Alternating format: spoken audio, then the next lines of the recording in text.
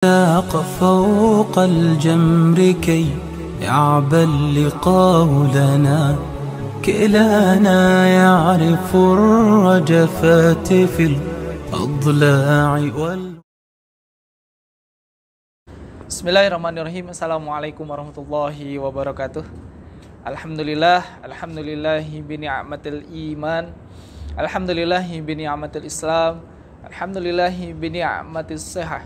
Alhamdulillahi bi ni'matit talabul ilm. Alhamdulillahi bi ni'matit tammah. Asyhadu an la ilaha illallah wa asyhadu anna Muhammadan abduhu wa rasuluh. Ala nabiyya wa la rasula ba'dah. Rekan-rekan semua, pertama-tama dan yang paling utama, tidak ada kata yang paling romantis, tidak ada kata yang paling indah kita keluarkan, yaitu untuk Allah Subhanahu wa Ta'ala, selain kata rasa syukur kita kepada Allah Subhanahu wa Ta'ala, kepada Zat yang Maha Ghafur, yang telah memberikan kita banyak sekali kenikmatan. Oleh karena itu, hendaklah kita untuk selalu bersyukur kepada Allah Subhanahu wa Ta'ala.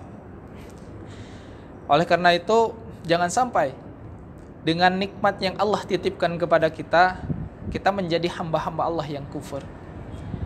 Salawat serta salam tidak lupa kita curah limpahkan kepada sang revolusioner sejati, kepada manusia yang sangat luar biasa sekali. Tidak ada manusia yang bisa menandingi beliau. Tidak ada manusia yang mampu menandingi kepemimpinan beliau. Dan tidak ada manusia yang mampu menyelamatkan, memberikan syafaatul ujma kepada seluruh umatnya, kecuali beliau. Siapa? Kalau bukan Nabi kita, yaitu Nabi Muhammad SAW. Rekan-rekan semua, berbicara terkait masalah kehidupan, tentunya tidak akan lepas dari yang namanya terkait ibadah. Kenapa? Karena ibadah itu adalah sesuatu yang tidak mungkin kita lepaskan dari kehidupan kita. Sebagaimana Allah Subhanahu wa Ta'ala berfirman di dalam Al-Quran, Quran surat Az-Zariyat. Kata Allah, A'udzu billahi minasyaitonir rajim. Bismillahirrahmanirrahim. Wa ma khalaqtul jinna wal insa illa liya'budun. Kata Allah, Allah tidak semata-mata menciptakan jin dan manusia, melainkan illa liya'budun, kecuali untuk beribadah kepada Allah Subhanahu wa Ta'ala. Nah, kawan-kawan semua, maka seluruh hidup kita, seluruh aktivitas kita harus berlandaskan ibadah kepada Allah Subhanahu wa Ta'ala. Tapi sebelum ke sana, sebelum kita melaksanakan ibadah-ibadah yang lainnya, melaksanakan ritual-ritual ibadah, tentunya kita harus mengetahui apa itu ibadah. Apa itu ibadah? Di dalam ibadah secara bahasa itu adalah itta'ah atau ketaatan. Kalau menurut Imam Ibnu At-Taimiyah, ibadah itu adalah sesuatu yang keluar kecintaan kepada Allah Subhanahu wa Ta'ala dari seorang hambanya. Nah, rekan-rekan semua, jikalau kita sudah mengetahui, oh ternyata ibadah ini adalah ini gitu, pengertiannya seperti ini, ketaatan dan kecintaan kita kepada Allah Subhanahu wa Ta'ala. Oleh karena itu, kalau kita merasa bahwasanya kita adalah makhluk yang diciptakan oleh Allah Subhanahu wa Ta'ala, tentunya akan ada rasa timbul kecintaan kita kepada Allah Subhanahu wa Ta'ala. Dengan timbulnya kecintaan, adanya rasa kecintaan di dalam diri kita, di dalam hati kita, maka akan menimbulkan tindakan kita, yaitu amal-amal perbuatan. Di antara ibadah kita untuk membuktikan bahwasanya kita cinta kepada Allah adalah dengan bersyukur, kawan-kawan. Kenapa bersyukur? Coba bayangkan, kalau misalkan Allah Subhanahu wa Ta'ala tidak memerintahkan kita sebagai manusia untuk bersyukur kepada Allah, apa yang terjadi?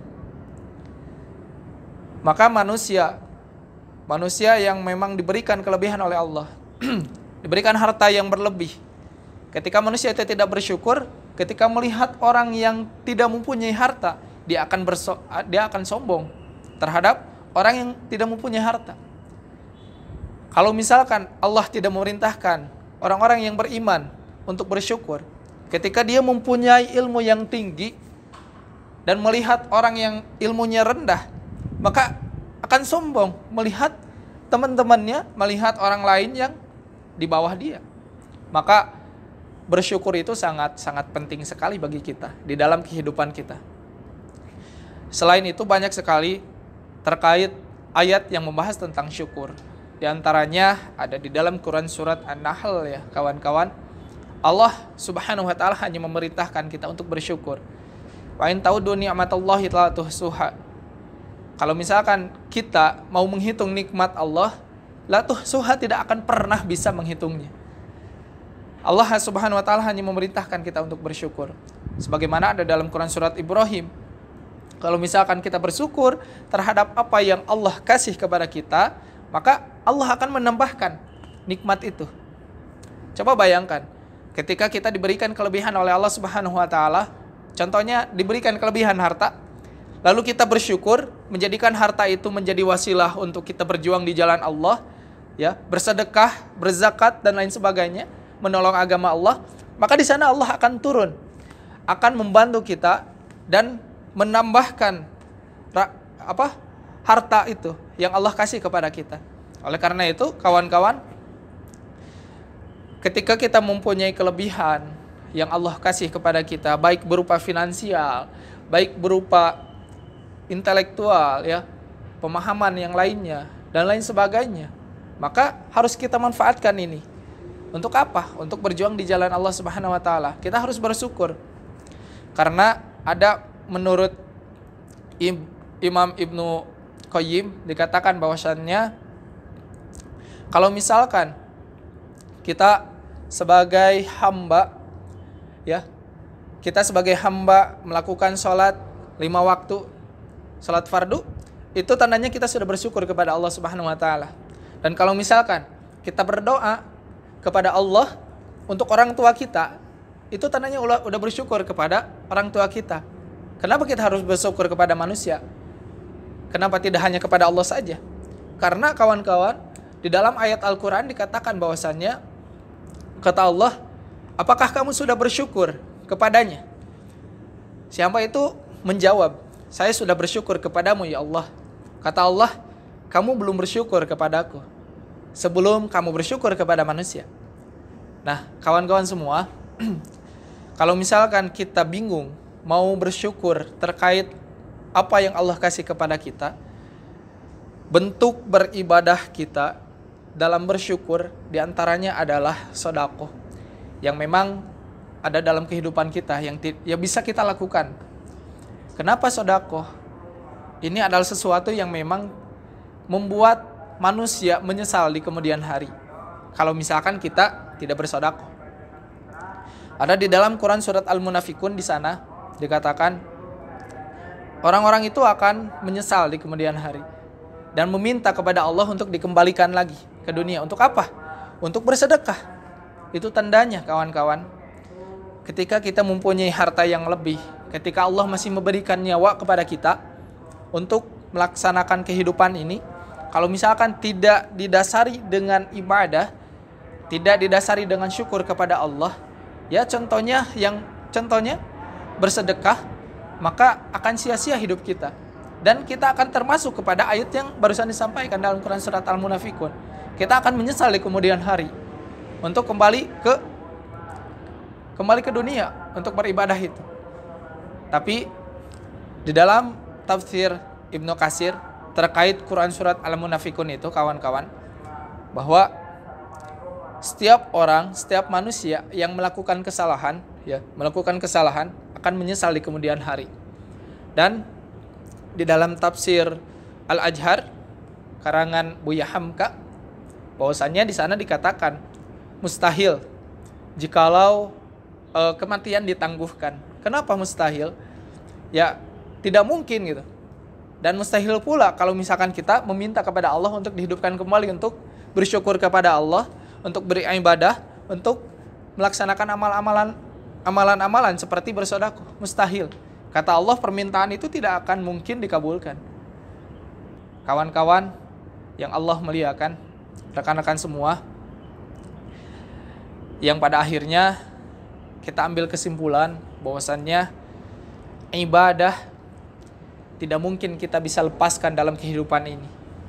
Dan ibadah itu kita bisa lakukan dengan bersyukur. Syukur itu banyak bentuknya. Ada melaksanakan ibadah kepada Allah. Dan tadi disampaikan ada dengan cara bersedekah atas apa yang kita miliki. Banyak sekali tanda kita bersyukur. Karena misalkan kita tidak mengetahui terkait makna ibadah itu, tidak mampu untuk mengimplementasikan dengan cara bersyukur, dan tidak mampu untuk bersedekah, tidak mampu untuk melaksanakan amalan-amalan lainnya. Oleh karena itu, mari kita sama-sama gitu, mulai dari detik ini, hari ini, untuk melaksanakan itu semua. Karena jangan sampai kita menjadi hamba-hamba Allah yang menyesal di kemudian hari. Oleh karena itu, mumpung ya kawan-kawan semua, Allah masih memberikan kesempatan hidup kepada kita. Ayo sama-sama berjuang bersama di dalam beribadah, di dalam mensyukuri kehidupan ini, di dalam bersedekah. Jangan sampai hidup kita sia-sia saja, tidak ada kebermanfaatan untuk yang lainnya. Jadikan hidup ini bermanfaat untuk umat. Jadikan hidup ini bermanfaat untuk agama, untuk bangsa. Maka insya Allah di kemudian hari, ketika kita mengimplementasikan tujuan dari kehidupan ini, yaitu beribadah dengan cara bersyukur dan melaksanakan amalan-amalan lainnya, maka insya Allah pada akhirnya kita tidak akan menyesal di kemudian hari. Dan insya Allah kita akan mendapatkan rahmat Allah Subhanahu wa Ta'ala, dan pada akhirnya kita akan mencapai dan memasuki kehidupan yang bahagia. Bahagia yang kekal, bukan bahagia yang fana seperti di dunia ini. Ketika kita mampu untuk melaksanakan itu semua, insya Allah surga yang Allah akan kasih kepada kita semua. Demikian kawan-kawan yang dapat disampaikan. Semoga bermanfaat dan semoga kita semua menjadi hamba-hamba Allah yang taat beribadah, taat untuk selalu bersyukur, dan kita selalu bersedekah, baik berupa apapun itu, senyum dan lain sebagainya. Jangan terpacu untuk bersedekah dengan finansial. Banyak sekali bentuk dalam bersedekah itu. Sekali lagi, mari kita sama-sama untuk selalu menjadikan hidup ini penuh dengan ketaatan kepada Allah Subhanahu wa Ta'ala dengan cara beribadah, bersyukuri nikmat ini, mensyukuri kehidupan ini, dan perbanyaklah bersedekah. Demikian, Assalamualaikum warahmatullahi wabarakatuh. أنا دموعي تبي ترحل وتتركني بلا